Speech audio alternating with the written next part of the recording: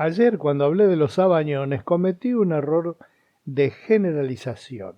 Y lo comento ahora justamente porque me causa como simpatía, gracia, el hecho de que un error así se transformó en una oportunidad de tipo diálogo, porque un montón de gente me escribió ayer para decirme que habían sufrido los famosos sabañones, que yo mencioné que eran una consecuencia de la pobreza, de la falta de higiene, de la falta de alimentación adecuada y todo, y me contestó un montón de gente que evidentemente no tenían o no tienen ese problema, porque el error es de generalizar.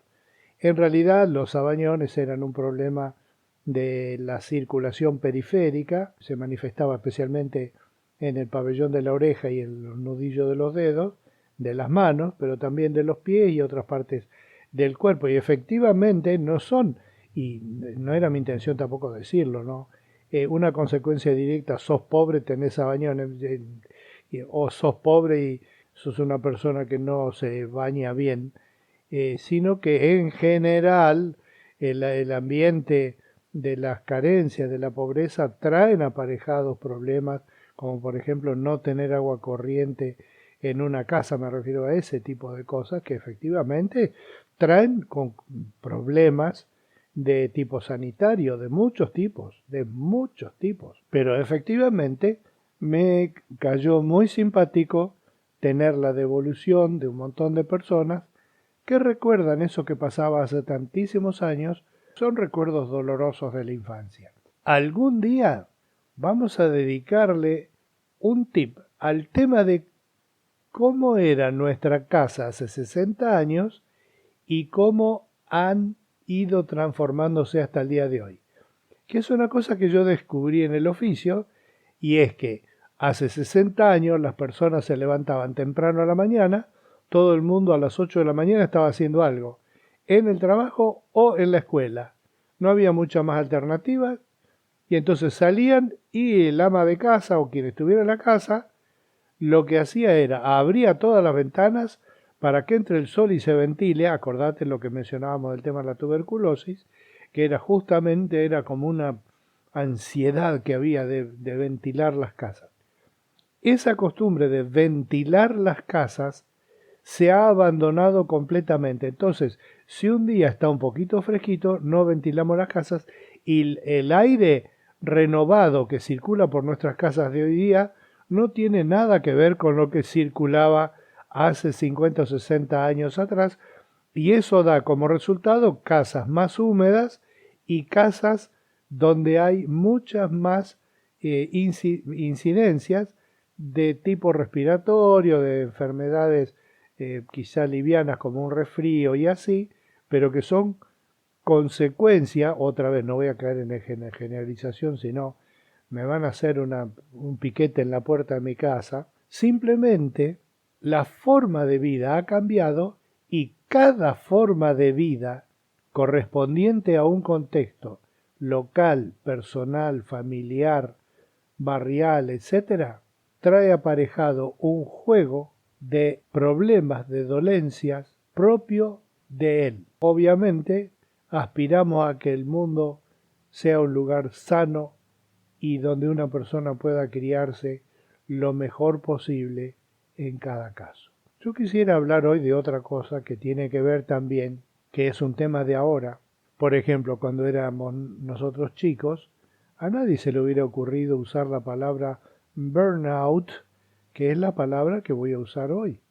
La vas a escuchar, si no la has escuchado ya, la palabra burnout en inglés quiere decir quemada, cerebro quemado, cabeza quemada, se escribe burn out, o sea, burn out, que quiere decir quemado.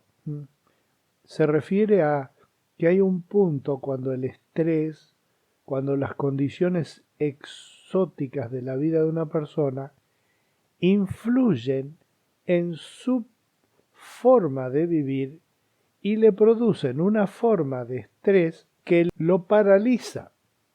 La palabra burnout quiere decir una persona que está parcial o totalmente paralizada por el estrés. Yo todos los años para esta época, me acuerdo por los últimos, no sé, 30 años, he hablado de esto, siempre he hablado de esto, pero contemporáneamente se usa la palabra burnout que antes no se usaba. Se usaba estrés, se usaban otras palabras. Me acuerdo de haber escuchado a papá cuando era adolescente usar la palabra surmenage. Así hay, te digo, alguien debería escribir un libro sobre terminología médica de la antigüedad. El surmenage siempre es el mismo fenómeno. Llega un punto que vos tenés una dificultad en el trabajo, en lo que estás haciendo, y vos tenés una dificultad, dos dificultades, tres dificultades, cuatro dificultades, y llega un punto que no te entra una dificultad más. Entonces ese punto donde uno ya está harto, cansado, pero cansado no en el sentido físico que tu mente está chispeante, sino en el sentido mental, donde uno ya no tiene más ganas ni de pensar ni de nada, condición que nos pone en una situación de debilidad interior y de debilidad espiritual. Por eso yo voy a leerte en Hebreos 4:16, porque justamente en la Biblia también había eso, ¿no? Montones de referencias hay a personas, como algún profeta, por ejemplo, que sufrió este burnout, que está harto, que no quiere hacer más nada. Porque una característica que te quiero señalar es la característica de que en ese punto del burnout la persona deja de ser creativa. Esa persona, en vez de estar pensando, está muerta, tirada en la cama porque estuvo paleando todo el día, en vez de estar tirada pensando, mañana cuando me recupere me voy a pegar un buen baño ahora y mañana desde la primera hora voy a hacer esto y esto y esto y esto, se cambia por estoy muerto, no quiero ni bañarme, no quiero saber nada. Te das cuenta que el cambio ha sido en el motorcito interior de esa persona que ha dejado de tener creatividad. Y eso toca no solamente al que es artista, al que es pintor o escultor, o que crea algo, al arquitecto que está trabajando en un proyecto, como también a una persona común que dice mañana tengo ganas de hacer una torta de manzana que hacía mi vieja, que era tan rica y hace mucho que no la hago. Ese tipo de conducta, de creatividad, que desaparece completamente porque la persona ha quedado, como diría la Biblia, con las rodillas paralizadas. Es decir, queda tirado y de ahí no se levanta. Entonces, cuando uno ve que uno está próximo a eso, es el momento de leer Hebreos 4:16, que dice, así que acerquémonos confiadamente al trono de la gracia, para recibir misericordia y hallar la gracia que nos ayude en el momento que más la necesitemos. Es un tema lindo, porque menciona dos veces seguidas el tema de la gracia, es decir, recibir algo que es gratis. Y dice de acercarnos al trono de la gracia, que es un concepto antiguo porque en la época que esto fue escrito, nadie, escucha esto, nadie se acercaba a un trono si no era por la gracia del que estaba sentado en el trono.